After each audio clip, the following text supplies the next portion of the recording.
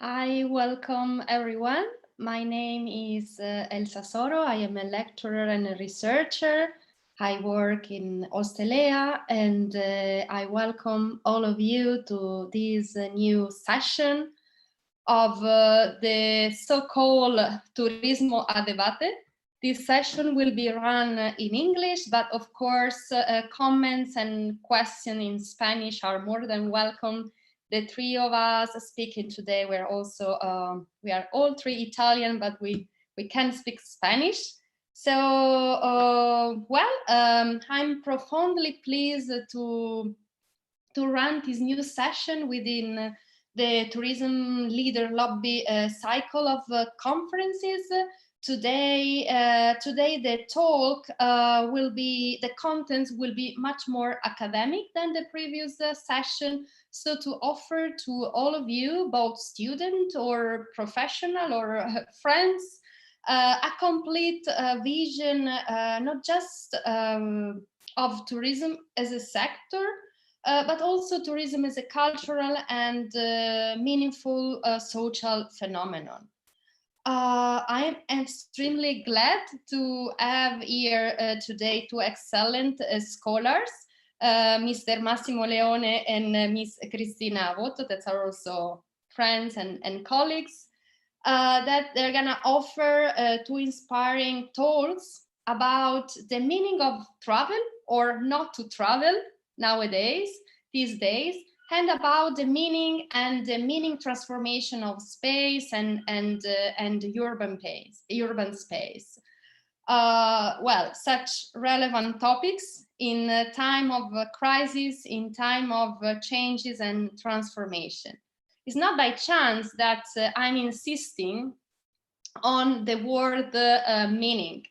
In fact, the two guests today, and also myself, we are semiotician. Semiotician are people, are scholars, are academics, who are particular interest in the signification process within a specific cultural and social context. How things means what they mean, if you want. Before introducing the first presenter, Dr. Massimo Leone, Professor Massimo Leone, let me just spend some introductory words about the European project funded by the European Research Council, who sponsored together with Ostelea the event today, and within which the three of us are collaborating. Well, Massimo is like the PI, the principal investigator of the project. And the project that brought together the three people on the room today. Facets is the acronym of the project, and Facets stand for face aesthetics in contemporary technological society. Why I'm mentioning this project? I reckon that is very relevant for both professional and the students, students of tourism, students of business, students of social science, as you are, I guess, even if I can't see you. The European funded project Facets combine different kinds of disciplines such as semiotics, but also anthropology, and also, other study about face technology, in order to understand what is the meaning of and how the meaning of face has been changing through time. When I say face, I also refer to, for example, such a current phenomenon such as the selfie. Why people take selfie? What's the point of using filters in our social media profile?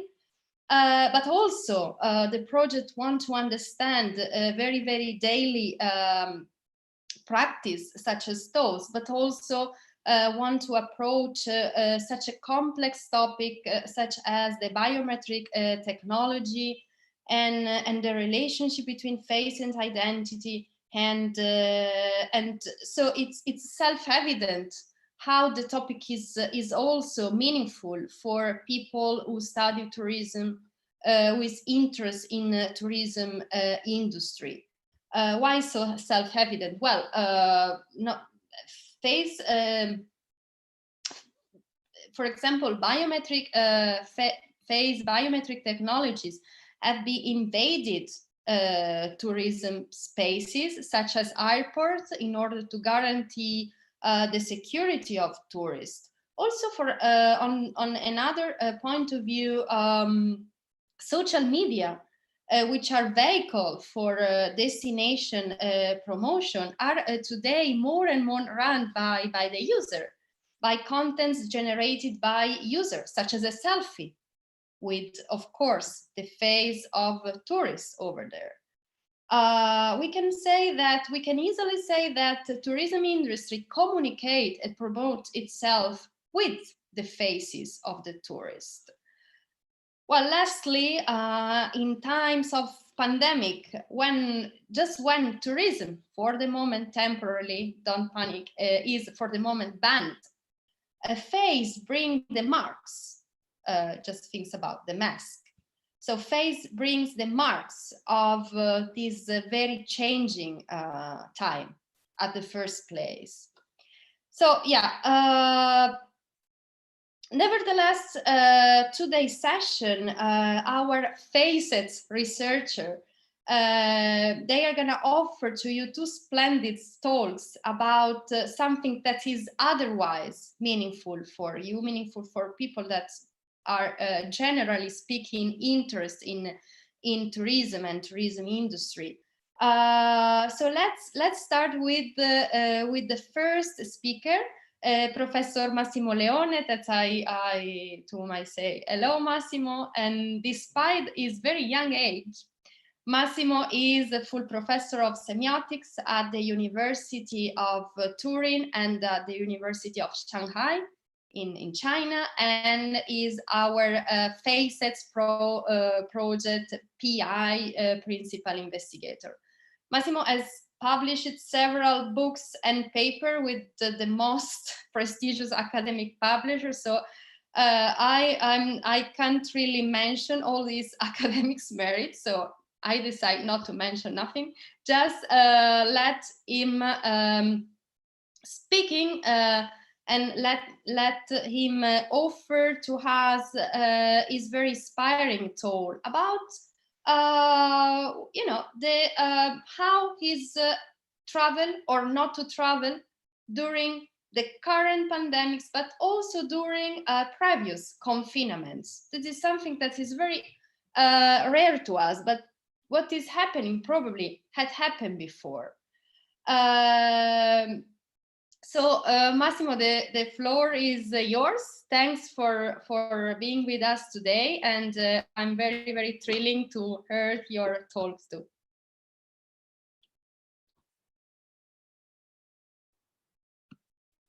Thank you very much, Elsa, and many thanks also to Ostelea University in Barcelona and Turismo. So professionally, it's a pleasure to share the floor with Cristina Voto. I hope that my video and my voice pass through quite well. We live in a time of uncertainties as regards our future, but also as regards the quality of our communication. We cannot get feedback. And I feel a little bit nostalgic because a little bit more than 1 year ago, I was actually in Barcelona at Ostelea University, and I was given, well, probably not you, but your predecessors were there physically, and we could exchange ideas face to face. So we're living strange times.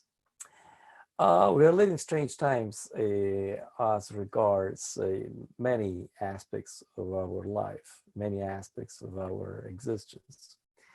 And let me start with some autobiographical notes. I am a, I can say I'm a big traveler. You know, I've been traveling a lot in my life. Uh, I could say even more. I could say that in the past 25 years, I've been traveling more than I've been actually at home. So travel has become sort of an existential characteristic of mine. And while I was traveling from Poland, Warsaw, where I was until recently, until the end of February, for a visiting professor meant to give a lecture. The epidemic broke out in Italy, and it was clear pretty soon that it was actually quite serious. So I happened to be in Bordeaux. I gave my lecture in Bordeaux, and I didn't know at that time that it would be my last lecture. So it would be the last time that I would have some students physically in front of me. So it was very difficult to know whether it would be better to stay in France, go back to Italy. Finally, I ended up in a place called La Rochelle on the coast of the Atlantic Ocean in France. And I've been renting like hundreds of apartments in my life with Airbnb, but this one has turned to be quite particular because in this Airbnb rented apartment I've been spending the last 2 months, Professor Soro, Professor Voto, and yourself, students. You know, we have all lived this experience of the pandemic in different ways. We has radically changed our way of life, has radically changed our style of life. It has obliged, you know, I was jumping from plane to plane before. Sorry for I was interrupting you. skipping from train to train, country dropping, going here and there for talks, for conferences, for pleasure, for vacations as well. And all of a sudden, I was in this little apartment with, you know, very few items. Sorry, Massimo, sorry, Perhaps your connection is not there's a very technical good. problem. Yes, Can you? you're like, Okay, can you briefly check? Is I'll video try to switch to another connection, but unfortunately, I okay? don't think this is going to Great, great. change. It would be great. We got everything, but it was Okay, okay, low. okay. Okay, What about now? Is it better or is it worse? it's better. Better? Okay, okay, It's good, better. good. Yeah, Yes, now it's better. yeah. Sorry, that's much better.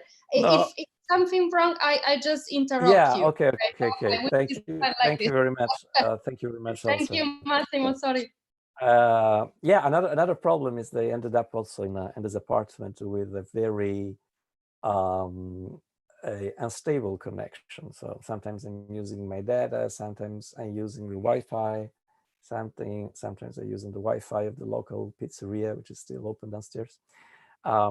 So I was saying that I ended up in this apartment, and I was was suddenly with very few books, very few objects, and a lot of time to think, and a lot of time to think about what I was missing. And one of the things I was missing was exactly traveling. Um, um, the activity of journeying to another country. But it was also a wonderful opportunity to reconsider what a travel is and what travel had been for myself. Um, and I started also reading some very peculiar books. You know that there is a particular kind of literature which is called travel literature. The texts that are written in this genre are called travelogues. So they are books written by people who have traveled, and then they want to share their experiences with other readers. And so I started to read online some travelogues, but some very peculiar travelogues, immobility travelogues. Usually travelogues are about people who go to exotic places, who explore adventurous areas of the world, and then they go back home and they write about their experiences. And these experiences are astonishing for their readers. But there is also a particular genre. So let me share some book covers with you. Let's see if everything goes well here. So you should be seeing now my PowerPoint, which is entitled Traveling at Home. And the first slide I would like to show you is actually a book that was published many years ago in 1630 or 1631, and it was published in Turin. Turin is a city that myself, Elsa, and Cristina have in common. You know, we all share the fact that we work for the University of Turin. So this book was published in Turin and was published also by a guy called Gianfrancesco Fiocchetto. Now, people of Turin know a street in Turin which is called Via Fiocchetto. And Via Fiocchetto is usually associated with the fact that there is an Arabic cultural center there, and there is a hammam, so a place where you can go and enjoy the typical Arabic Muslim experience of the hammam. Nobody actually knows who Gianfrancesco Fiocchetto is. I didn't know it either until a few weeks ago when I came across this book. And I realized that actually Fiocchetto was a doctor, and he earned himself the nickname of Dottore della Peste, Doctor of the Plague, because he was the most famous doctor fighting against the plague that ravaged Turin in 1631. And it's a fascinating book because if you read it, you can find so many points of contact with what is happening nowadays. You know, of course, it's not written with the scientific knowledge that we now have, but there are interesting passages. You know, there is a passage on the signs of the plague. You know, what can be considered as something that tells you that the plague is coming, and so it's also a semiotic book from a certain point of view. And Fiocchetto also writes about another character in Turin history. His name is Bellezia. Bellezia is the name of another street in Turin. And again, you know, nobody knows whose this street is named after. But actually, Bellezia was a mayor of Turin at that time. And he became a hero because all the noblemen and all the aristocratic people living in Turin, including the royal family, left Turin in 1630, and they went up to the hills, they went to the countryside, but he stayed. He actually stayed to fight the plague together with Fiocchetto, together with the doctor. And Bellezia, the mayor, got sick. He got the plague. And but despite the fact of being sick, a little bit like Johnson, you know.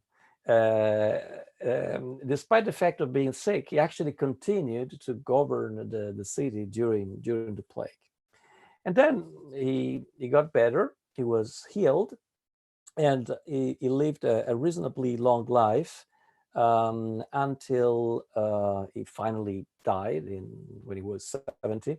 And he was buried in a church in Turin, which is called the Church of Santi Martiri, you know, the Saint Martyrs Church, which is in Via Garibaldi. You know, so this nostalgia of Turin. Well, in that church, another very famous person is buried. His name is Joseph de Maistre, or Joseph de Maistre, who was a philosopher, a reactionary philosopher, who was active toward the end of the 18th century, beginning of the 19th. And this philosopher was from Chambéry, that is Savoy, very close to Turin, across the border, which is now the border with France.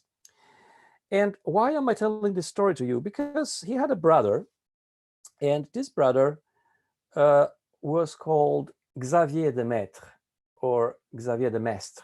You know, there are two different pronunciations. And he also was very often in Turin. He was a soldier. He had a very adventurous life. But once, when he was in Turin, this Xavier de Maistre, engaged in a duel, you know, with a sword, with another soldier from Turin, from Piedmont, and he won. He won the duel, but at that time, duels were forbidden. So what happened is that he was confined in the citadel, which is the place where soldiers would stay in Turin. There is still the citadel in Turin, la Cittadella. He was confined in his own room for 44 days.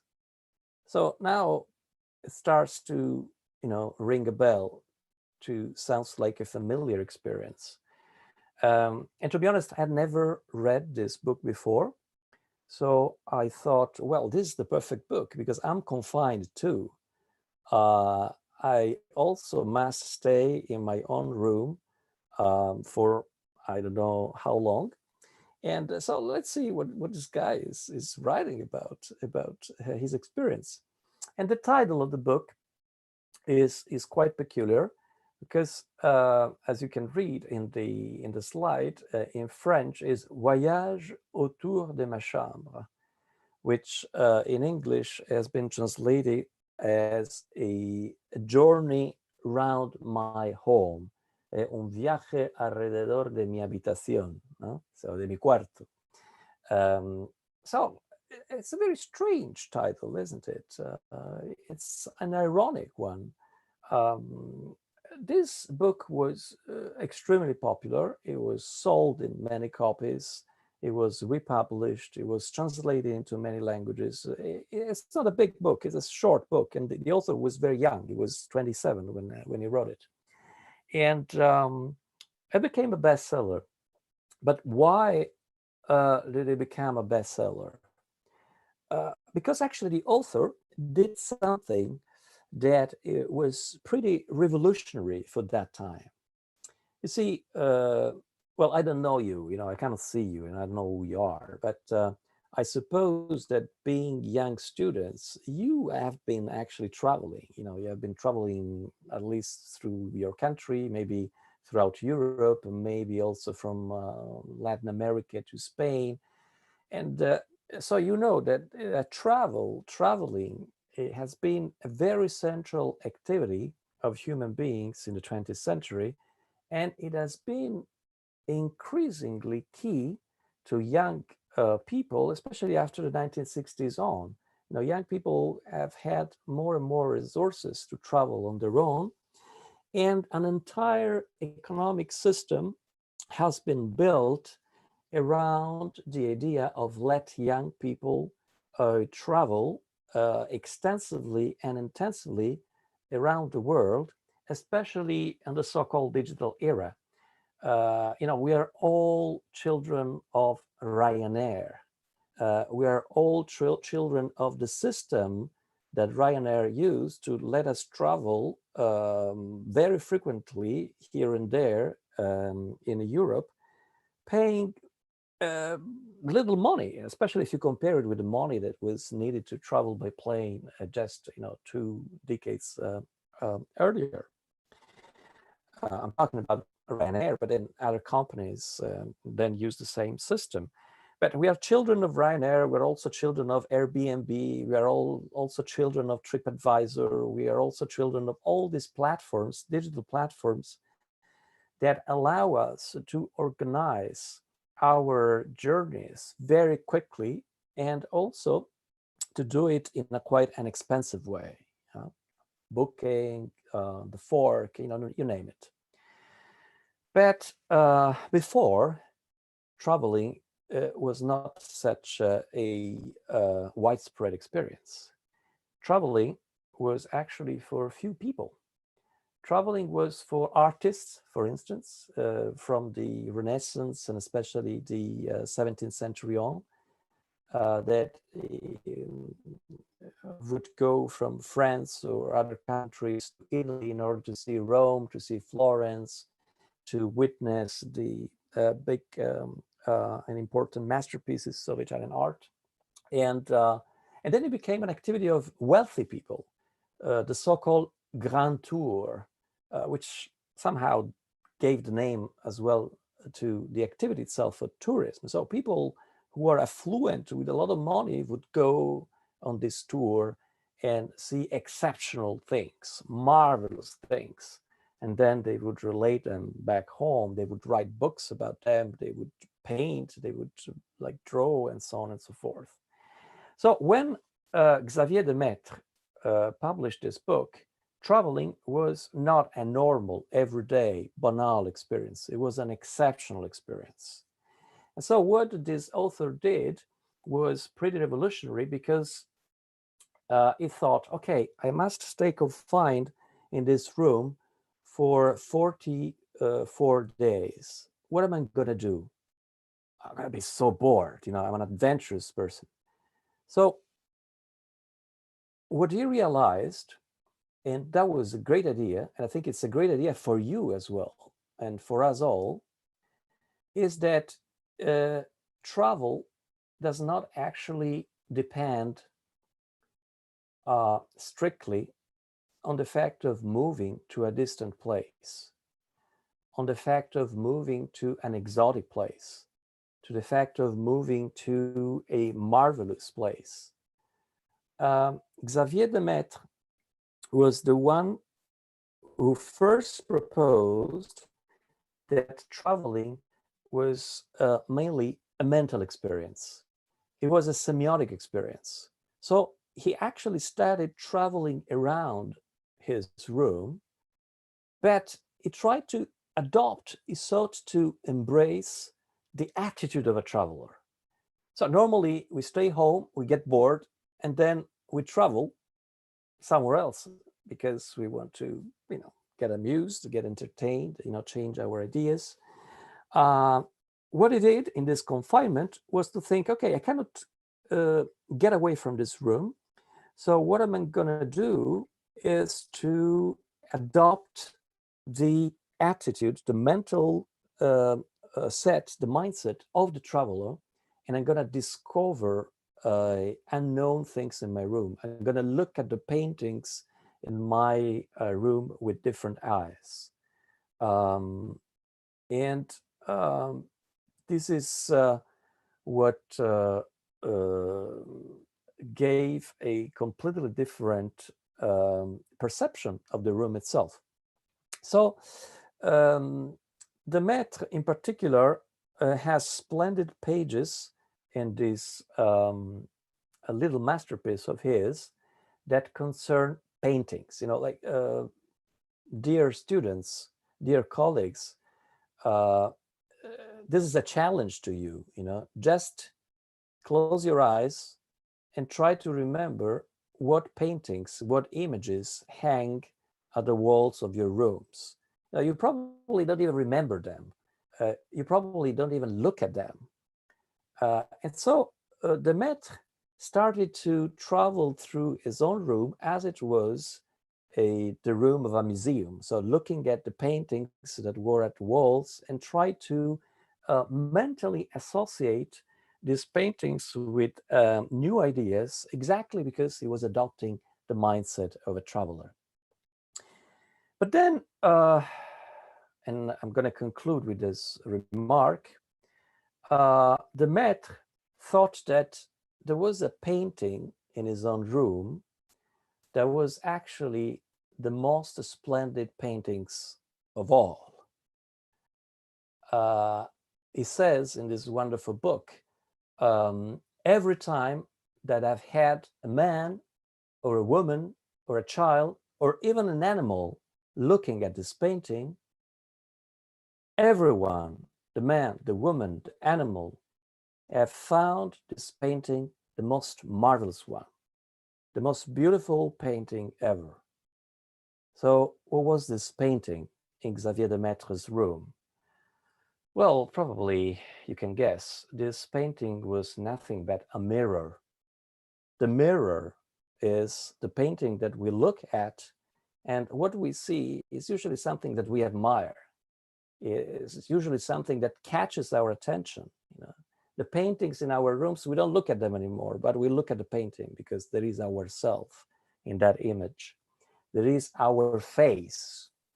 And so the maître thought, okay, well, I'm confined, I'm looking in this mirror, but probably I should not only journey through my room, I should not only look at the paintings in my room as if they were the paintings in a museum, but I should also look at my face in the mirror with the eyes of a traveler, as if my face was a landscape to travel through and to discover with new eyes, to discover some new deep truth about my existence, who I am. And with this existential question, I really thank you very much for this wonderful opportunity. I'll be extremely happy to interact with you if need arises. Thank you very much. And thank you, Elsa and Cristina, for being so patient. No, no, it's not. It's not. It's not matter of patience, Massimo. Thanks so much. I have to say, you made me nostalgic about Turin. That I also miss a bit, and also nostalgic of Ryanair. We mock Ryanair all the time, and now we end up missing it. So yeah. Well, Massimo, thanks so much. I really welcome your invitation, and I send this invitation to our students to, before really, we need to design new tool for tourism. We have a great opportunity for rethinking new way of traveling, and as you said, is extremely important, to stimulate our creativity and our imagination. So we are just like Xavier the Maître. We are confined in our room, but it's from our room that we have really to be extremely creative, because people won't stop to travel. We want, of course, and our students want. And I really sent to them the invitation, to really start with with their creativity, with their imagination, thinking that's what happened before, but we're still there, and we are very willing to do it again, but maybe with a new mindset, as you told, Massimo. So thanks so much. That was very inspiring. Maybe afterwards, after Cristina talks, we can have a little debate about that. And well, now it's time for presenting our next last but not least speaker, Cristina Voto. I'm so happy, Cristina, to have you here today. Cristina and I, we met many years ago. We were even younger. in Buenos Aires. Cristina, she's young and cosmopolitan researcher. She has been living in Argentina and in South America for many years. Now she came back to Italy and to University of Turin for joining Facets project. Cristina, she's a semiotician. She's a reference in South America for semiotics, but also she has been a curator. She's a person that has a lot of knowledge also in art and contemporary art, and she has been in particular the curator of the Bienal de Imagen en Movimiento in Buenos Aires. So I really expect Cristina's talk to be that inspiring. So we move from traveling from our room and we go back to our loved urban space, and we see how urban space are also is like a surface when where we can project images, and so that way maybe we can rethink also about another industry that has been suffering a lot from this pandemic, such as event. So we just let Cristina give some inspiring idea about how arts has reinvented urban facades, and that could be really, I'm sure it will extremely inspiring for rethinking a new way of bringing together, of being together in our loved and very missed urban space. Thanks, Cristina Voto, to be with us today, and that's all yours. Thanks, Elsa, for the really generous presentation, and thanks to Ostelea for the invitation. And really thanks to Massimo for the really inspiring and beautiful talk. I hope my talk will be well received too. And the proposal is to think about surfaces, as Elsa already said, both screens and urban facades, as a place where to reimagine contacts and relationships, and therefore public events in the post-colonial era, because this is what we deserve. Through the analysis of some artistic piece by Chantal Akerman, Werner Herzog, and Jenny Olzer, and JR, screens and facades are conceived as a stratification of materiality that can protect while projecting a public intimacy. So let me share with you my presentation.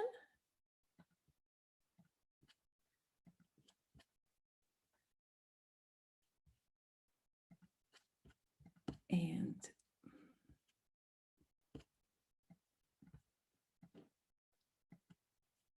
here it is, yes. Finally, I will present also two study cases in contemporary event cultural system in Berlin and Paris, where screenings are organized by local enterprises and collectives on urban facades, redefining the meaning of screens, buildings, cinema, and by bringing together local communities at a time of isolation through the power of film. So let's keep the suggestion of Massimo talk, and let's start with a short movie from Chantal Akerman, which is a Belgian director, who in her early short film, La Chambre, we see the furniture and the clutter of one small apartment room become the subject of a journey of a moving still life, we can say. Chantal Akerman lies in her bed, now you will see it, watching us as we go traveling around her room. While doing this, she does the same sort of things that we do while watching film in the comfort of our homes. She lies, eats, all while watching us traveling around her room. There is something discomforting in the way she seems to look through us. She's somehow in a position of power. It's a small It's almost as if she's the one with the remote, the one with the ability to turn us on and off at will. While we know that she can't possibly see us, there is something knowing in her look that suggests otherwise.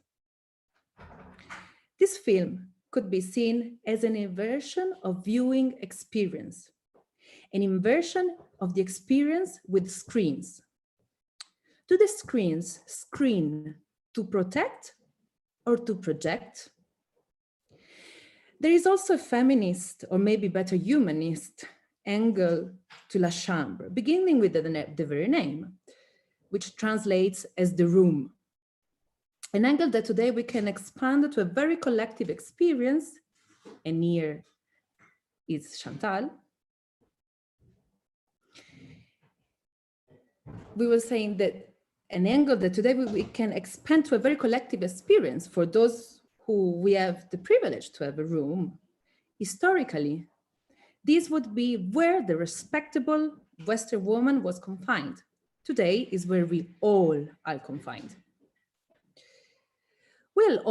We have all experimented how the current pandemic has remixed our spaces concerning the binomial individual-collective speciality. The contagion is based on a dynamic by definition spatial. It reverses spatial values, it reverses symbolism, it readjusts proxemics while readapts or reinvent the strategies of everyday life.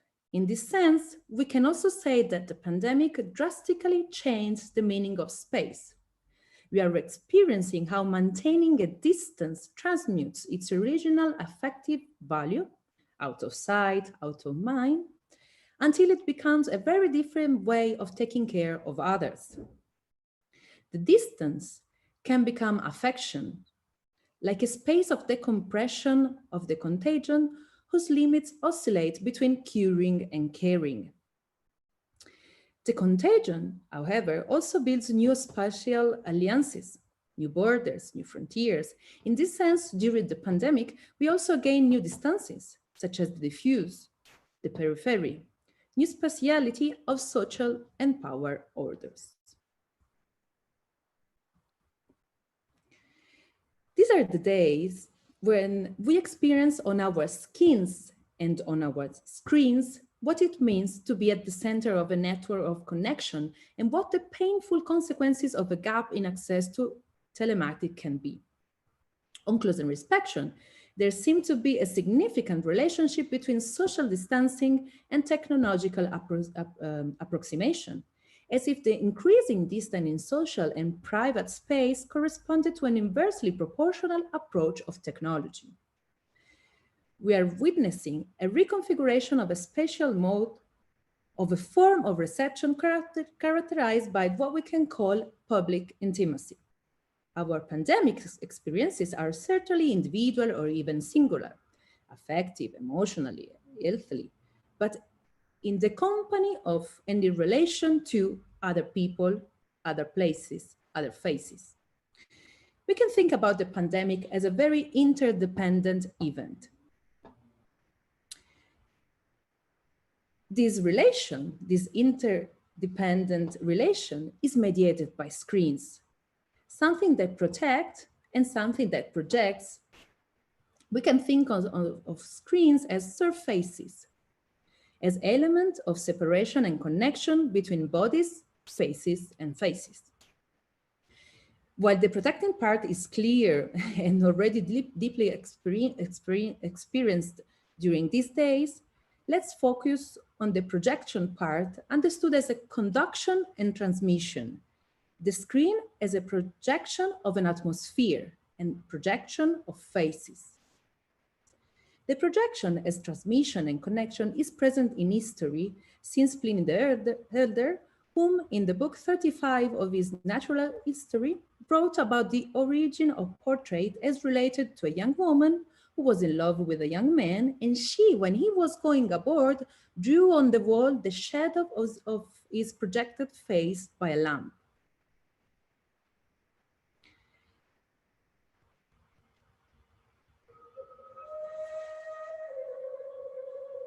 Another powerful example is the one showed by Werner Herzog in his stunning 3D movie, Cave of Forgotten Dreams. Let me just please turn a bit off the volume because it's really not important for this video.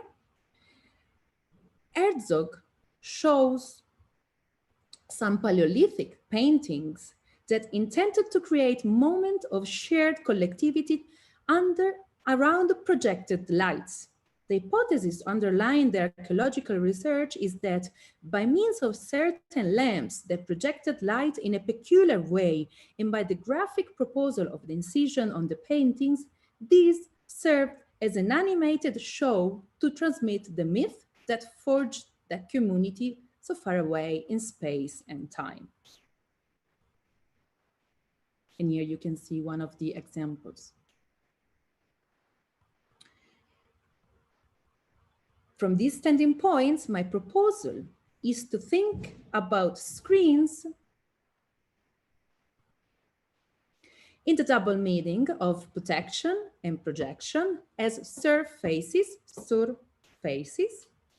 as a material that connects different forms of representation, starting with our bodies and our rooms, of course. In this virtual age in which everyone seems to believe that a relationship with physicality and materiality has ended, I see instead a reinvention of materiality through an haptic visuality, where the screen can be rethought as a fabric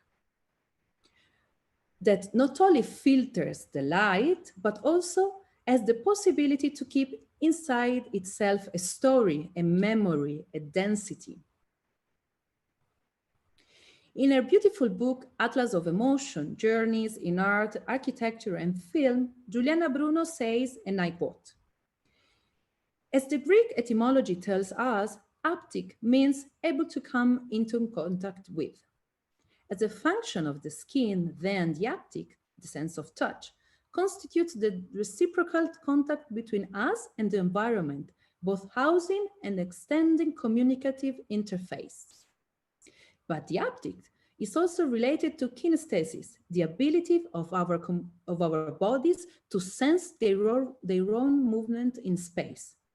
Developing this observational logic, the haptic is considered to be an agent in the formation of space, both geographical and cultural, and by extension, the articulation of the spatial arts themselves. Emphasizing the cultural role of the haptic, it develops a theory that connects sense to place. Here, the haptic realm is shown to play a tangible, tactical role in our communicative sense of spatiality and motility, though shaping the texture of habitable space and ultimately mapping our ways of being in touch with the environment." Quotation ending. So my idea is to reflect from the skin to the screen. It is an overall rethinking of the material relations that passing through the surface discourse. I am therefore interested in an idea of body in a broad sense, which allows us to think of matter as something widespread, which does not only belong to the human subject. Precisely for this reason, matter and materiality are not even just the organic, even if we can learn a lot from the organic, from the plants, from animals, from the environment. Materiality is the relational modality with which we know the world, we know objects, we also know spaces. Space is not looked at, it is felt through this sensation of hapticity. Materiality is a system of relationship which has always been mediated. We mediated with the surface of our skin. We were born mediated and mediatized, and our relationship with this kind of materiality is transformed. In this historical moment, it is particularly linked to technology and screens. If we now communicate through touch screens, on which everything passes, our memories, our photographs, our communications, it means that this is a transformation taking place on a fabric of a technological matter that is part of our life, of our everyday life. Of course, this kind of relationship with the world began to be mediated technologically well before the contemporary. It is a transformation that began in the era of technological reproducibility, citing Benjamin. What I think has changed, and in this sense, there is also several publications of Professor Leone, is that before all this mediation dimension could be seen. Now everything becomes more and more invisible. The processes are much more mysterious and difficult to understand. How is that this thing you carry around has everything inside and can transmit it to the outside? It is clear that in the post-corona era, we will have to think about system, about how we systematize each other's. Of course, content is important too, but the way it transmits and conducts through thoughts and feelings, in my opinion, it's the very important reason of a reflection. This is why my proposal is to rethink about screens as technological surfaces of mobility and immobility. The surface is material in the very sense that is a place of relationship. It allows contact. The idea that in the relationship in general, you pass through the tactility of the surface is very important. We think of the skin, the first surface, this material of which our body is made, which surrounds it, and at the same time puts it in the relation to the world. It is also through the skin that we have our first contact with ourselves, with our subjectivity, but also with outside the world. Our first relationship with the world is through the surface contact. In the surface takes shape a stratification, a layering, and the contemporaneousness of different modes. Now I would like to show you different artistic pieces from different artists that really shapes this layering. Let's start with the Mexican photographer, Tatiana Parcero, with her work, Cartografía Interior. She is really underlying what the relationship between the surface and the screen and the skin. Let's pass to another artist, JR, is French, and he's really reflecting on skins and urban facade, always using the photography. This is a project that he made in 2009 in Rio de Janeiro. And we can see the skins, and particularly the eyes of the inhabitants of this place in Rio de Janeiro, sadly known as a favela. The same inhabitant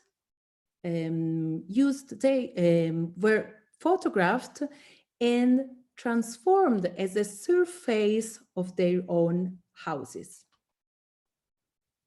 Here is another example of JR arts. The wrinkle of the city in La Habana.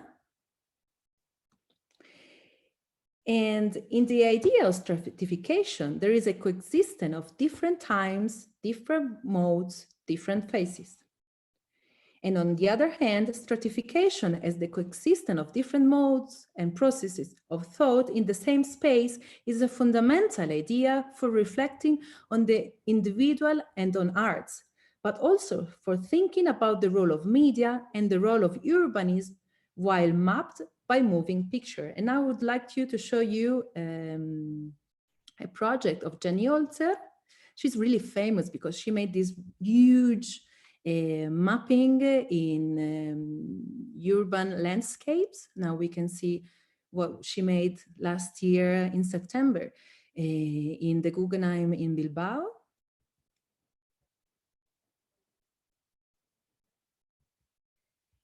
A really suggestive experimentation.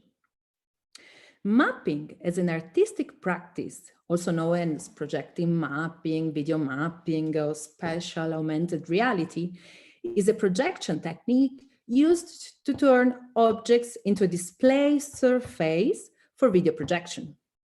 This object may be complex industrial landscapes, like the case we are watching now, such as buildings, to create an audiovisual narrative.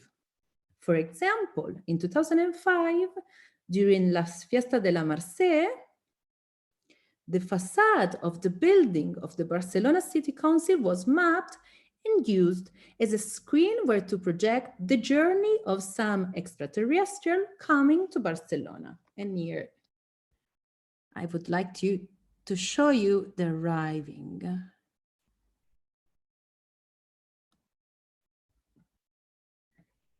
Which is here.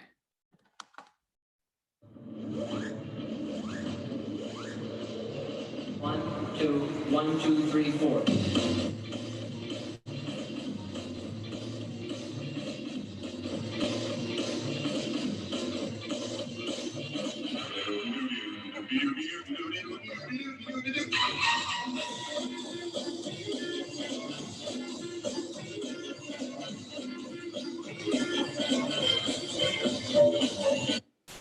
Okay, but that was a public event in a time of no confinement. So how can we use screens and surfaces now? In the cities, we are surrounded by surfaces, starting from those of the buildings. The relationship between private and public is fundamental in the construction of the city, and in the construction of the architectural object of which cities are made.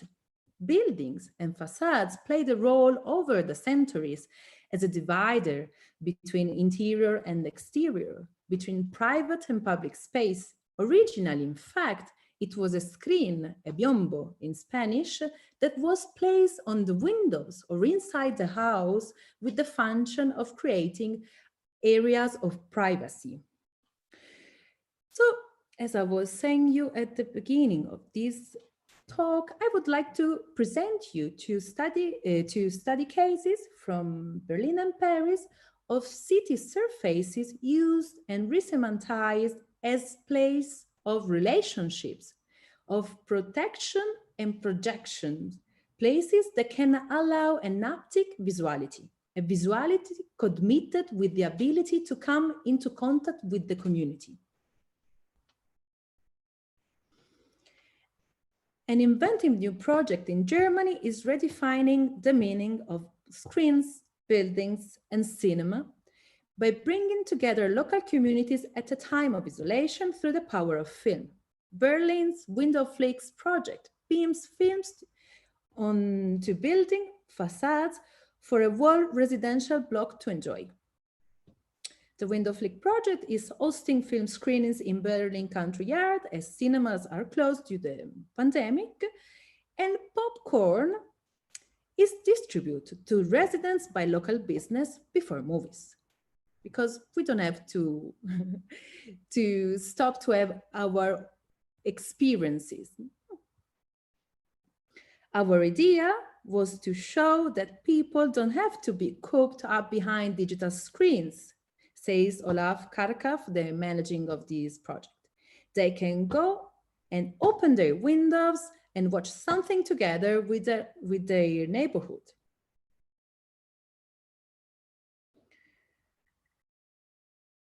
Berliners can drop an email to the organizers and ask the cinema to come to them. The only requirement is that the movie lovers live in a block with at least 20 apartments facing the same blank wall. In Paris, also a team, or maybe better called a collective team running La Clef Cinema, started to project movies onto the wall of the apartment building in the area. We could feel a desire in the neighborhood for some sort of event because there is nothing left, the streets are empty, it is very sad, said the organizers. The La Clef team took pains to engage the local community in its initiative. The titles to be screened each week are chosen in consultation with the neighbors. The La Clef Cinema officially closed its doors in April 2018, but the owners plan to sell the property. But since September 2019, the building has been occupied by an association of cinephiles and independent movie makers. The occupiers, the collective, are now organizing the screening and opposed to the sale to ensure the building continues to serve as a cinema. Maybe we can imagine and hope that from the lockdown experience, the neighborhood can start to value their urban space as a participant and collective space, but this is another story. So I stop here and I thank you. Muchas gracias.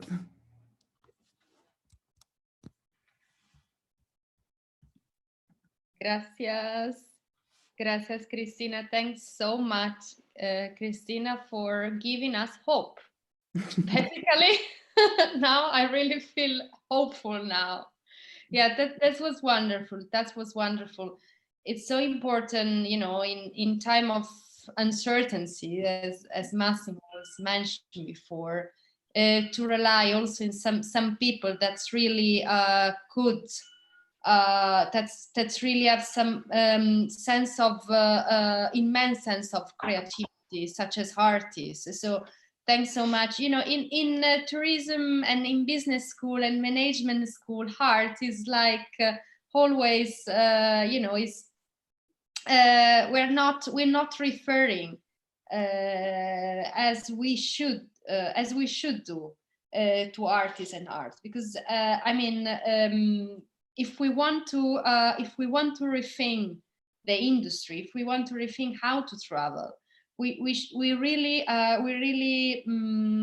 really need some grateful and also crazy idea as the ones that you show us. Also, thanks so much for showing us and our student our love Barcelona. I don't know how many of you of the participants.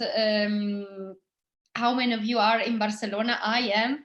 So I also felt a bit nostalgic, like by seeing, you know, the facades of the municipality and with this beautiful projection. So that was really hopeful and inspiring. I would say, in order, you know, to make some conclusion. Not easy to make any. There are not any conclusion. Just some final observation. I think that the two of you, the two guests that we have today in this virtual room, touch upon a very, very fundamental point, which is the possibility of relationship in isolation. So the possibility of relationship with the place, with the first talk by Massimo, like traveling from my room, okay? So the possibility to get in content into space, just, you know, to with a mirror, by mirroring ourselves in our room, and the possibility of being together because we are simultaneously watching the same movie projected, you know, in a urban facade. So these are example of the fact, the simple fact that being together in isolation is still possible, and it's really up to us to decide, you know, to which extent we want to be alone, because it's really time to reinvent.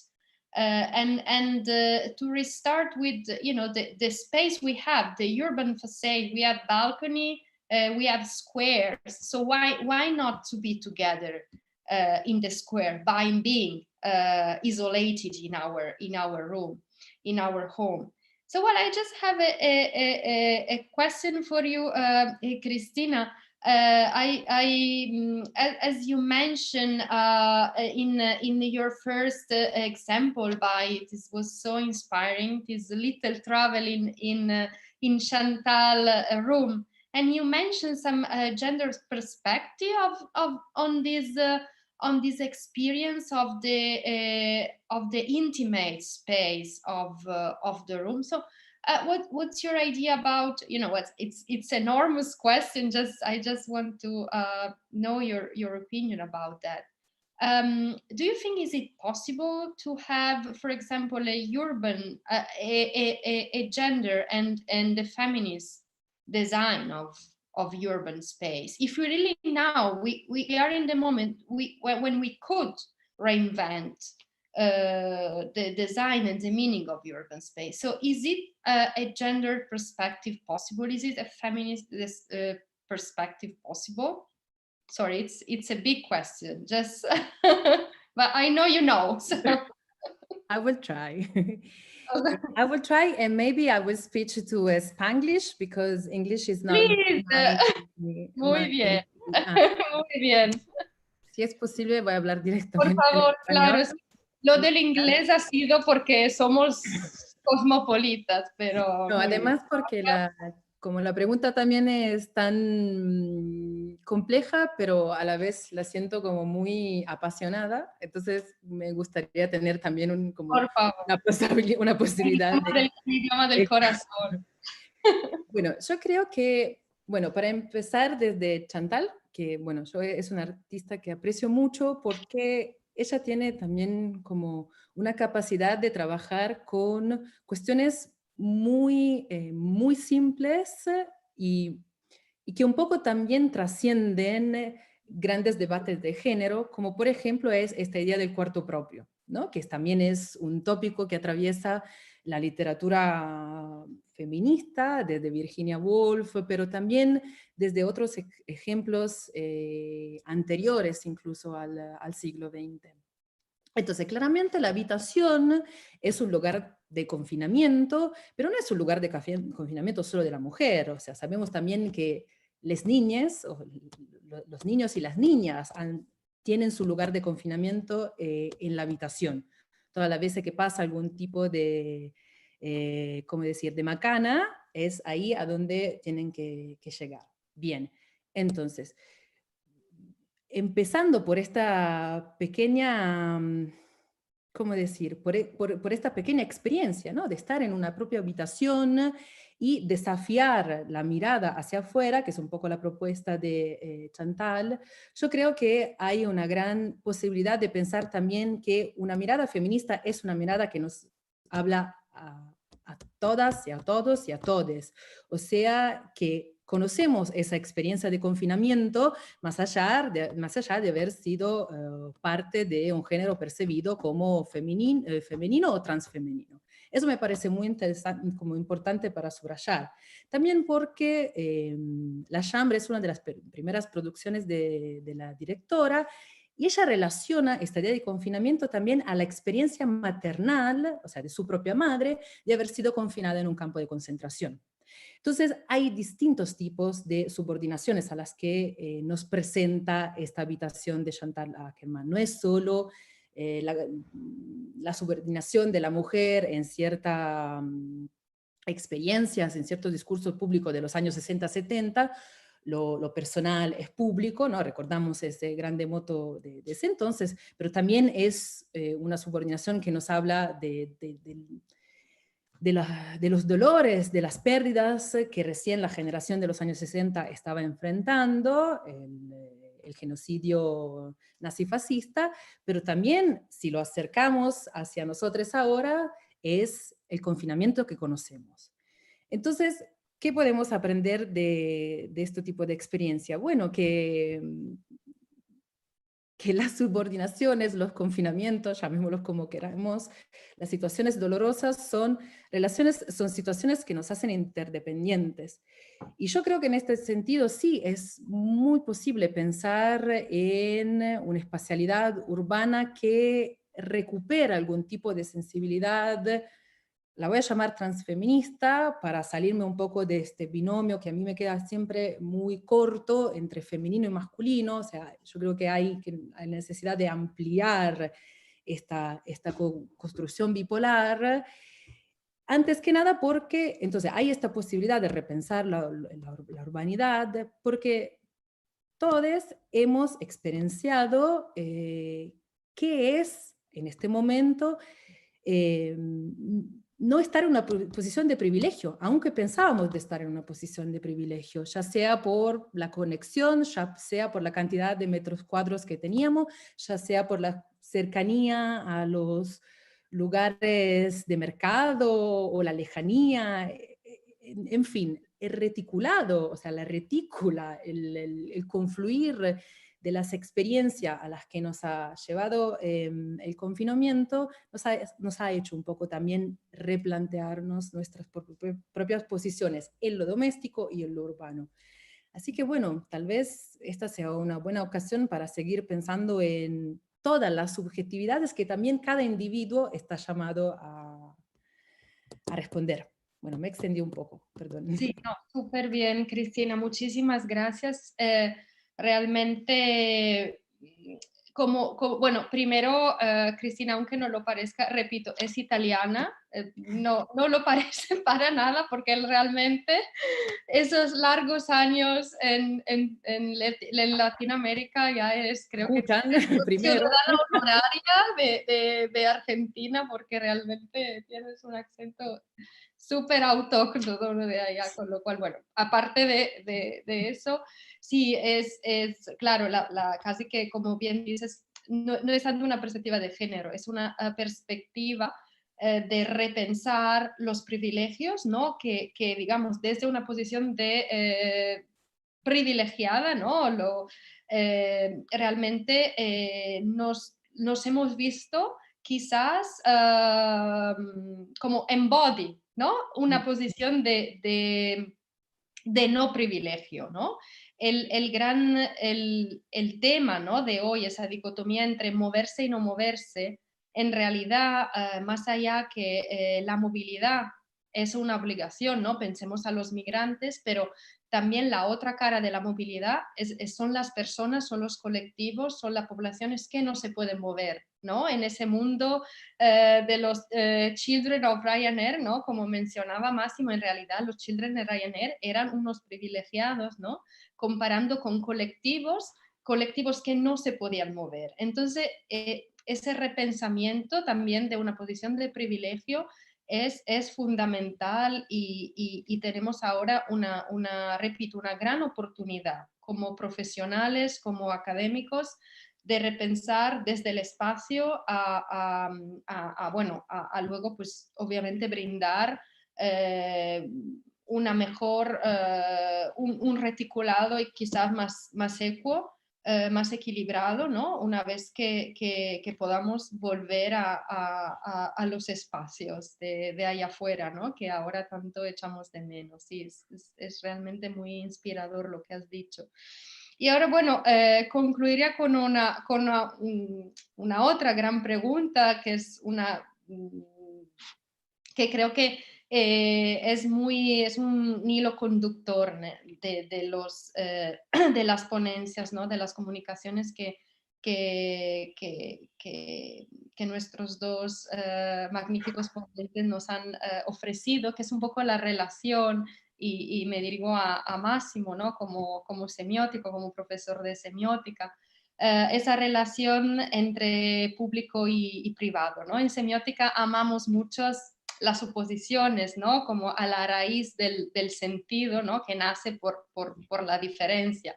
Pues entonces, mi pregunta, que otra vez es una de esas grandes preguntas existenciales, que obviamente bueno, no acaba aquí, pero creo que es una buena oportunidad para hacerlas. Es un poco, si tú crees, Máximo, y cuáles son los instrumentos de la semiótica para repensar esa oposición entre público y privado. Una vez que salgamos de aquí, una vez que salgamos del confinamiento, ¿tú crees que realmente esa oposición se verá totalmente transformada? que nos llevaremos.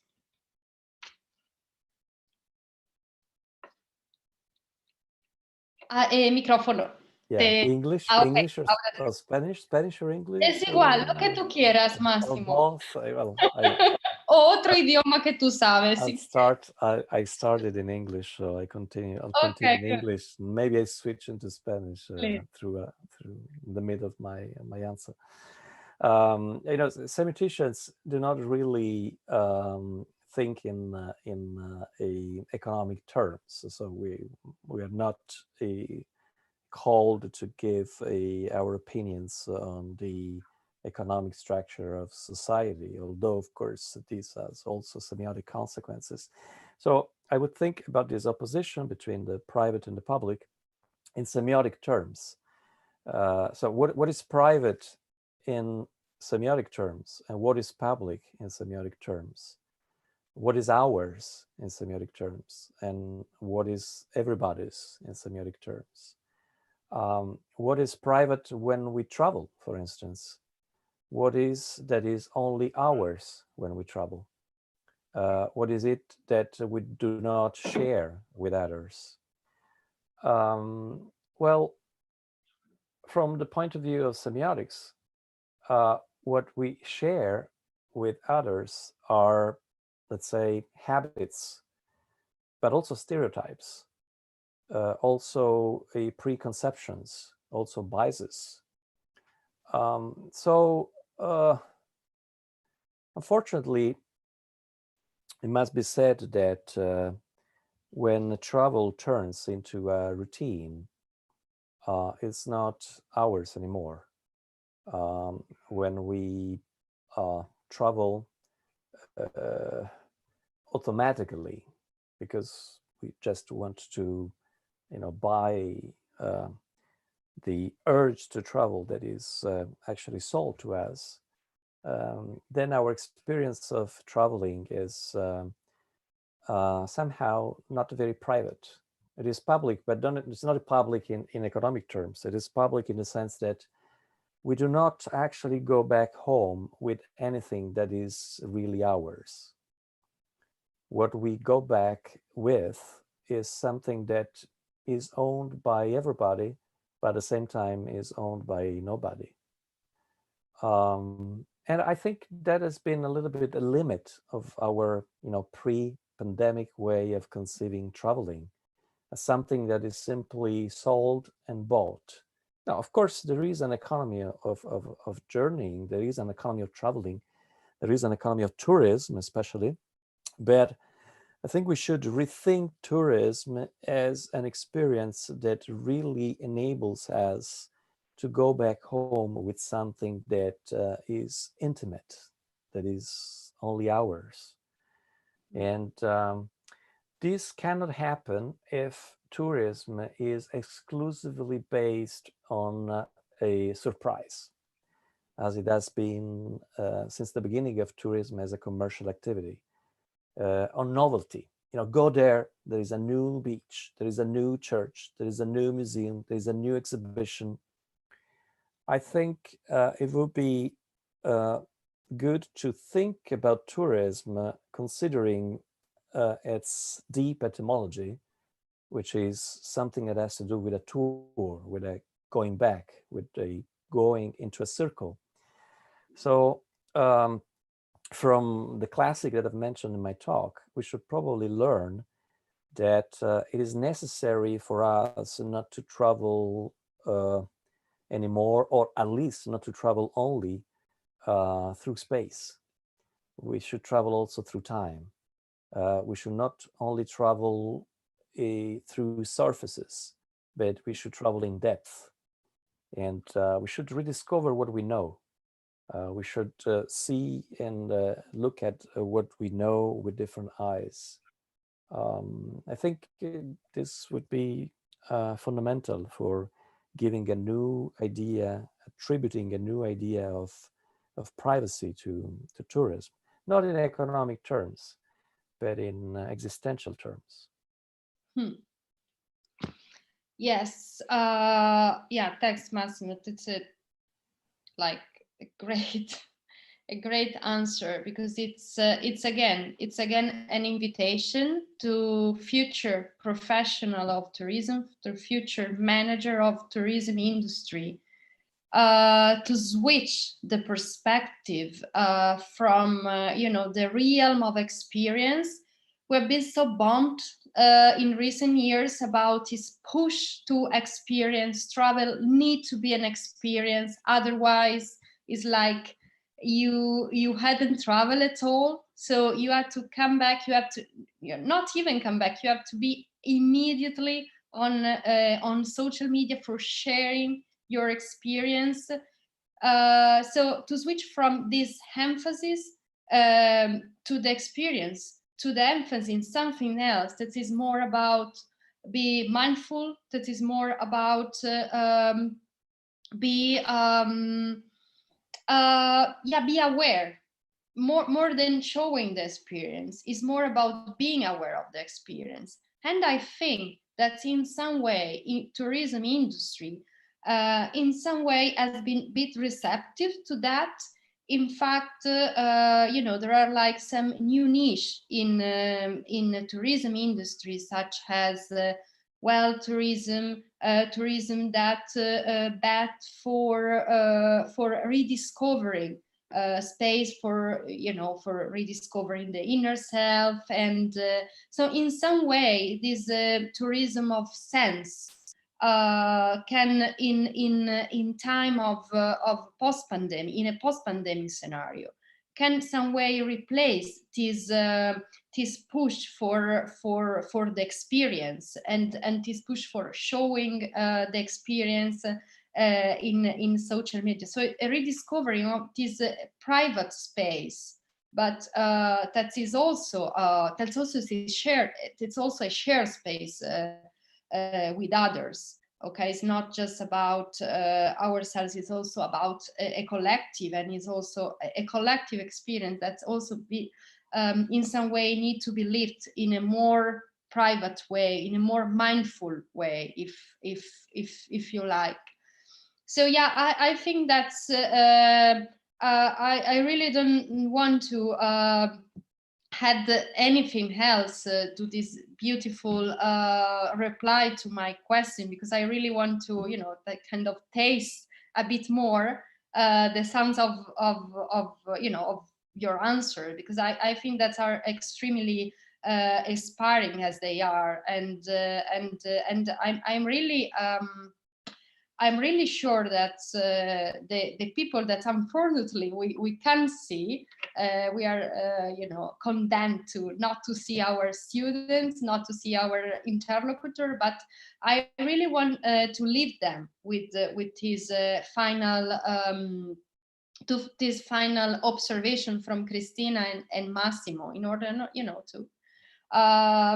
to kind of process and to kind of take those final comments into account for your final dissertation, maybe for the next application. Our student maybe are design. We are also with the Facets project thinking about all the apps that we have in our mobile phone that are about everything, and in particular that are about our face. So it's really a time for rethinking also about new application that's given new value to our space, to our face, in the relationship with others too.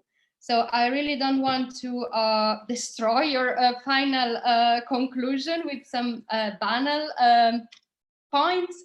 So well, again, I'm so grateful to be with you two today. Is it true that you, Massimo, remind me that last year Massimo was our guest in Ostelea with some student of our last year? That I told you, Massimo, that some of them, I'm sure they still remember what is semiotics. Maybe, who knows, maybe they have they will be future semioticians. So we really hope so. We need more semioticians to understand the crazy world we are living. So well, again, thank you so much. And I really hope to have you physically in Barcelona very, very soon, and regardless of Ryanair or other way of transportation.